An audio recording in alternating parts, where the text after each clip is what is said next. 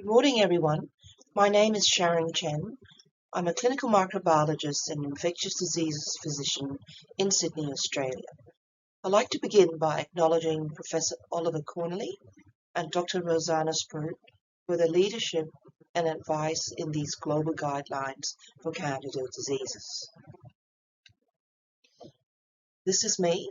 I work at the Centre for Infectious Diseases and Microbiology at Westmead Hospital and the University of Sydney, and it's great to meet all of you.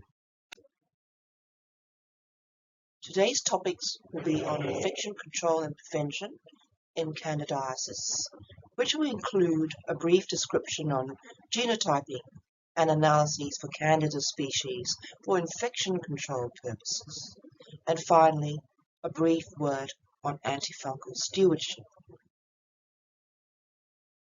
Infection prevention and control is important for all Candida infections on all occasions, not only in the outbreak situation.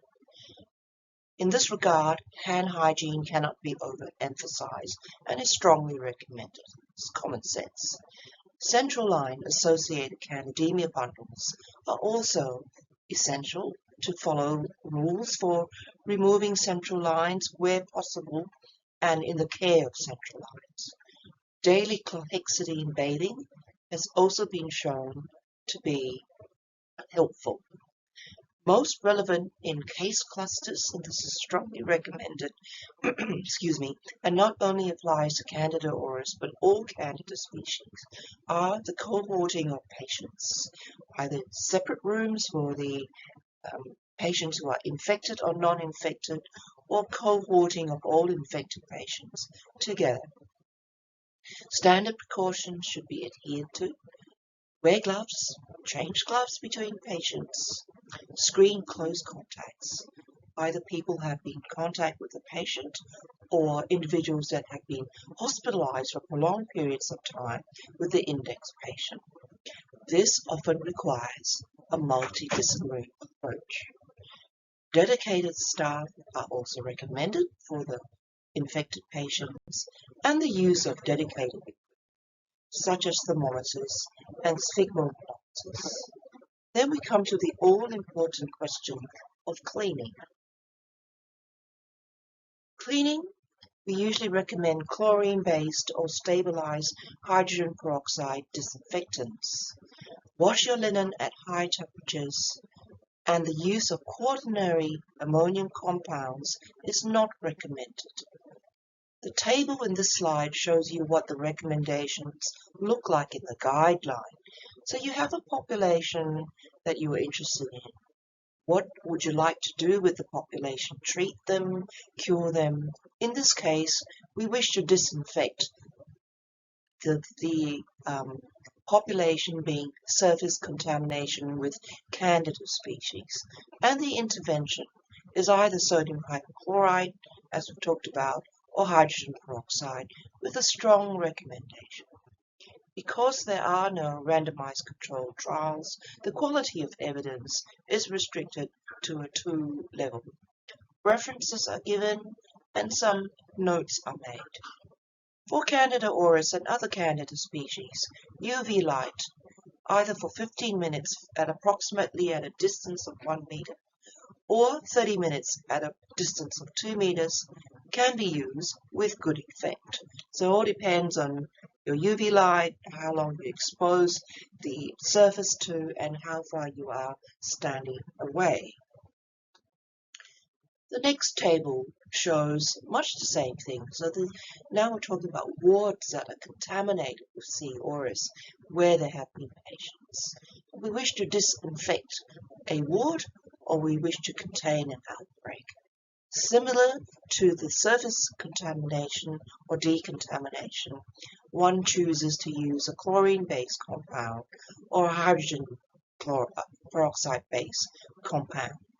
Use the cleaning material according to the manufacturer's instructions. Washing hands and soap continues to be important, and terminal cleaning, you might want to check the parts per million of your chlorine-based agent so that you're using an adequate strength.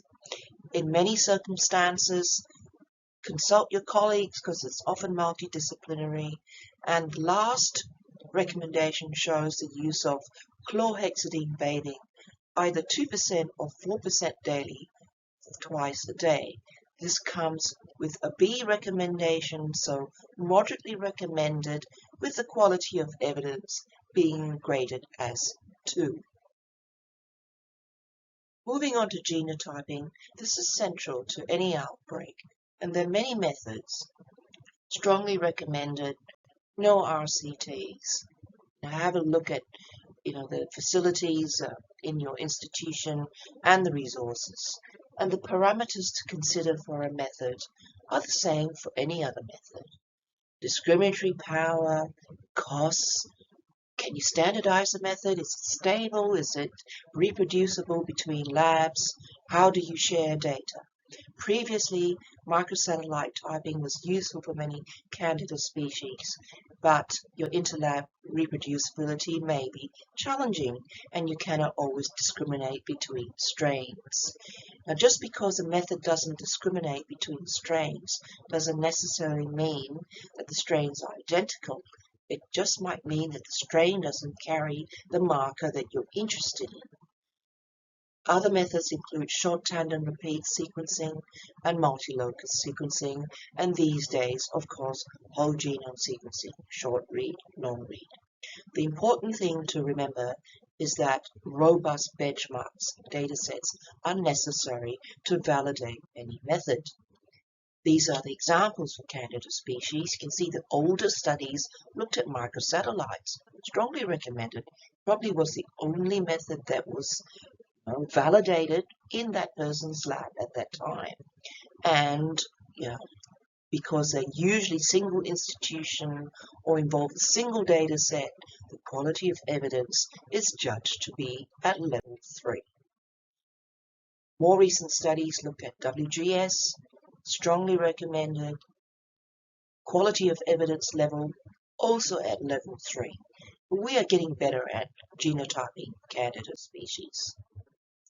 Finally, let's look at infectious diseases consultation in invasive candidiasis and antifungal stewardship. The benefits of consultation from the ID service or the clinical microservices are many, and studies have shown that if you implement such a service, you lead to lower mortality in the patient, both at 30 days and 90 days, including in hospital mortality. Other clinical outcomes are also improved. Better guideline adherence has been reported, and these days we have the advantages of using telemedicine for these consults as well. So the last two tables, antifungal stewardship. Antifungal stewardship aims to improve antifungal utilization, either as a whole or with a care bundle, or we see in the next slide with diagnostic tools. It is moderately recommended, and the quality of evidence is set at 2. And I think this is because, yes, we know that stewardship will reduce costs, it might reduce diagnostic tests, it might lead to a reduction in use of a particular drug that may be expensive, but we still need to demonstrate that it leads to improved outcomes, and these studies are often very difficult to do. Here we have the use of antifungal stewardship combined with an equal score or with a multi-TOF or with PNA fish in an attempt to better streamline your diagnosis and to streamline the cohort of patients that you're looking at. Moderately recommended, quality of evidence, 2 mainly, and there are benefits to be used. So that concludes this section of the guideline. There are many more sections to follow, and I would like to thank all my colleagues of the guideline and to you for being here today to listen to this recording. Goodbye.